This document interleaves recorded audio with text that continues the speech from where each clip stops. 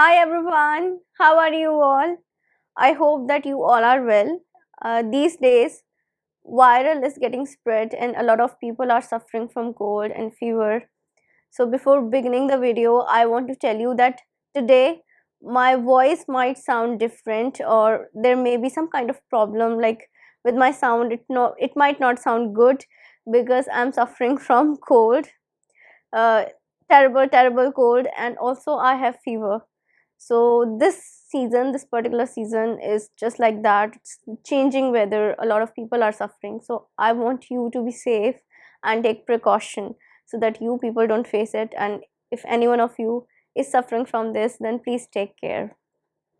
So I'm again here with one more lesson because I promised all of you one video lesson every day, and that promise should not break. So whatever may happen, we will make videos, and each day you will get the video on the channel. So still I'm making this video for you, and I hope that you all are going to like it. However my voice is sounding, still I believe that it is going to be great. Also, I would like you to know that from now on my videos are available to watch every day at 8 a.m. So your new video lesson is uploaded at 8 a.m. every day. If you're traveling by metro, if you're going to work and you can listen to the videos, you can easily listen to them in your breaks anytime that you want. So you're free to watch after 8 a.m. They're all yours.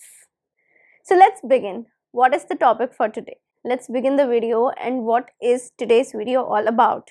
So today's video is all about how to move abroad and what kind of English requirements do you need to move abroad. So there are a lot of people out there who want to go abroad, live abroad, or they might study abroad. So there are various reasons people go abroad, either to work or to study. Now, there are lots and lots of problems that they face, and one of the biggest challenges is that the language barrier. So, today I am going to talk about it. I'm going to talk about it, your English for going abroad. See, when we want to move abroad, anybody who wants to go abroad, first and foremost, you must know this global language that is English. And a lot of times, people who dream about going abroad, they're not able to do so because of this particular thing, that the English is weak, or they are scared about their English. They think that English is not getting improved, and if English is not getting improved, how are they going to move to the another country, for example USA or UK or any other English speaking country, or how are they going to clear their international English tests, how they're going to get the visa if they're not good at speaking English. I understand. So, there are lots and lots of people out there who dream about getting a job at Canada or maybe in Toronto, or a lot of people, they want to move to United States of America for better job opportunities, for better educational opportunities. So I totally understand that moving abroad is a part of life, but it is a lifestyle change too. And when we talk about lifestyle change, language is a part of your lifestyle, and it dictates your lifestyle a lot. That is taken into the consideration whether you're moving for studies or you're going abroad. So even if you want admission in any university, they will check your English. They are going to check your English, your educational background, and everything. If you are moving abroad for work purpose, again, you are required to give them a proof of your English. Now, this creates a lot of anxiety, and a lot of times I have seen that people give up on their dream of moving abroad. So if you are one of those people who wants to move abroad, this video is for you, because I'm going to discuss now how to overcome this language barrier and what English requirements do you need for moving abroad. So let's talk about English for moving abroad. Now, English for moving abroad, when I say you need English for moving abroad, that means you need to have a certain level of English fluency. So if you have a very beginner's level of English, that can become a problem for you, because it's not about communicating. Once you move to an English speaking country, you get an environment where automatically your English is going to improve. A lot of people, they go to English speaking country, they want to study at some kind of English speaking country. Why? Because they want to improve their English too, and they get to study there, they get better educational opportunities, because there might be less educational opportunities at their city. I'm not talking about country, maybe the place they are living, and instead of moving to different city within their country, they think about moving to an English speaking country to gain cultural exposure, to know about word culture, and also to improve their English as a part of their educational process. So it's not about just India, there are a lot of countries who, like for example European countries, from where people move to United States, and a lot of people from different countries other than India, they move to Canada and all those English speaking countries where English is a native language. So not just your spoken language, you need to give some kind of proof in form of an international exam. For example, IELTS or TOEFL. So I'm sure you must have heard about IELTS exam. But what exactly is IELTS? So if you are somebody who is looking to attempt IELTS exam, you must be familiar with it. Someone who's not, let me tell you, IELTS is an international exam, a very important exam when it comes to English proficiency. So they have these levels of English, and you need to be at a certain level of English in order to clear it. Now what are levels? See, there are total 6 levels: A1, A2, B1, B2, C1, C2. So A1 and A2, they are basic, B1 and B2, they're intermediate, C1 and C2, they are advanced. Whereas in C1 it means accuracy, and C2 means proficient. Proficient is basically a person who is accurate and fluent just like a native speaker. Because I have done CELTA, I am already automatically a C2 certified English speaker, because I have done CELTA. Because when you do CELTA, they check your English speaking fluency. So being a CELTA certified teacher makes me automatically a C2 certified English speaker. A lot of people who are not doing a job in English teaching particularly, and they don't want to get a certificate in English teaching, but they want to get a certificate to prove their proficiency, they take these Cambridge exams. Okay, CEFR exams, if you must have heard about it. So they check your level of fluency. So there is A1 exam, A2 exam, B1, B2, C1, C2 exams. So a lot of people, they also give Cambridge exams for moving to European countries.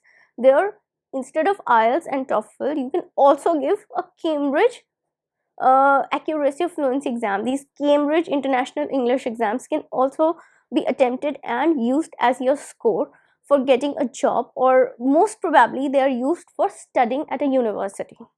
So in European countries, CAE exam or CEFR exams, they work perfectly. But if you're looking for some job opportunity, if you are looking to move to Canada or Toronto or maybe UK, USA for particular work purpose, you need to give IELTS exam. You need to clear IELTS exam. That is required. And they have band. They don't have levels. They have band. Bands 5, 6, 7, 8, 9, 10. So band 10 is like the highest, and it is very difficult to score. Like rarely people ever score band 10.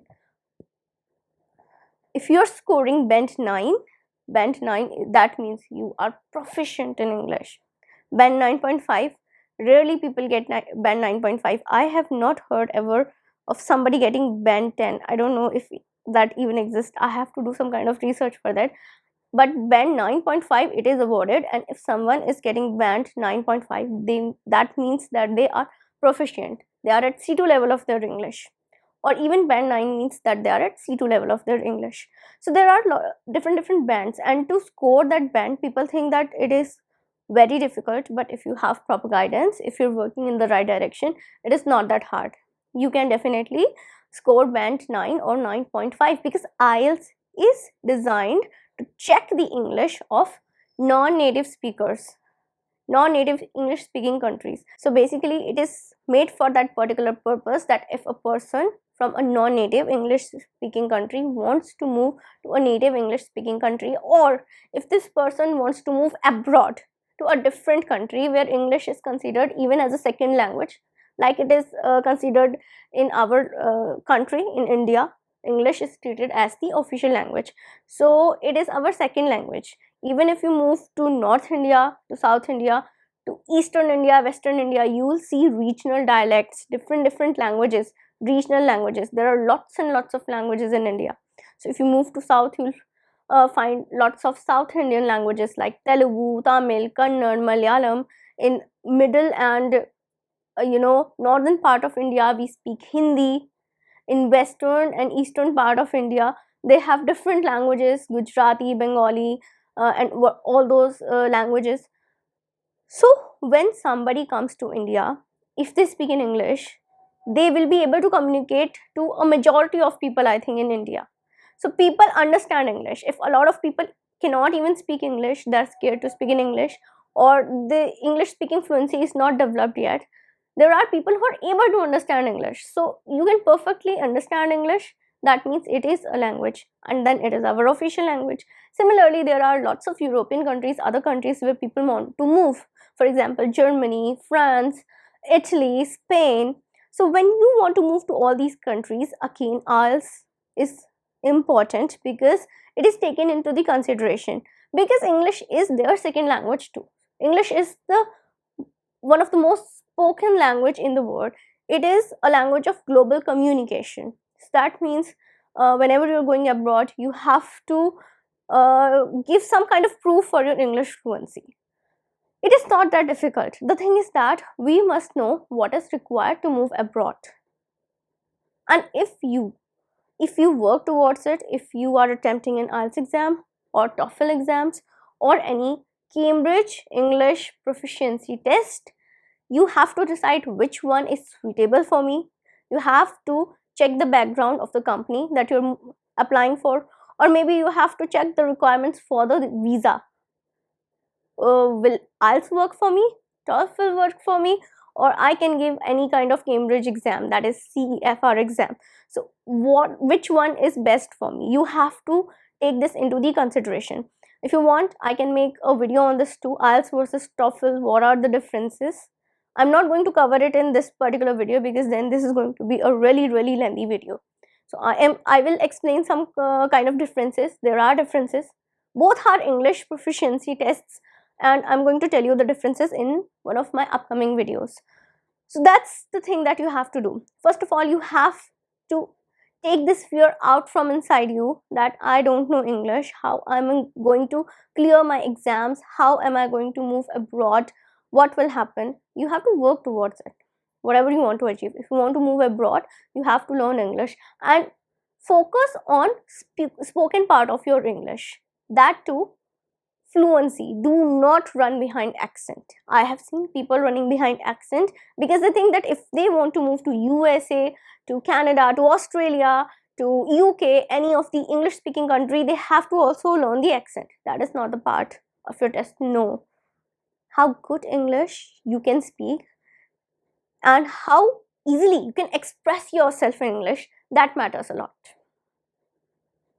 So your 4 skills of English, they are tested in any of the exams, whether it's IELTS, TOEFL, your Cambridge exam. 4 skills, that is reading, listening, speaking and writing. So you have to master the 4 skills. They are given equal weightage. But the most difficult task is speaking. That's one of the most difficult, or I can say challenging task of the whole exam or the whole process. So the thing is that you need to focus on speaking, also on all the other 3 skills, and decide which exam you need to take, where you want to study, select a particular country that you want to move to when you're moving abroad. Don't just see dreams up in the air. No. You have to be definite with your plans. So plan it. Plan the process of moving abroad and take professional help if you want for your IELTS, your TOEFL. You will require it, and then prepare for it and then go for it. Go for your dreams, chase them. I think you're gonna do that. So this was it for today, English for moving abroad. So the kind of English that you need for moving abroad, it is advanced. It should not be on beginner's level, at least B2. You need to have at least B2 level of English in order to move abroad. So that's it for today. That is it. I hope that you liked the video and you are going to like it and share it with your friends. Plus subscribe the channel for more lessons. They're on the way. So thank you so much for watching. See you next time and you will get the videos on time. Do not worry. See you again tomorrow at 8 a.m. Till then, take care. Bye.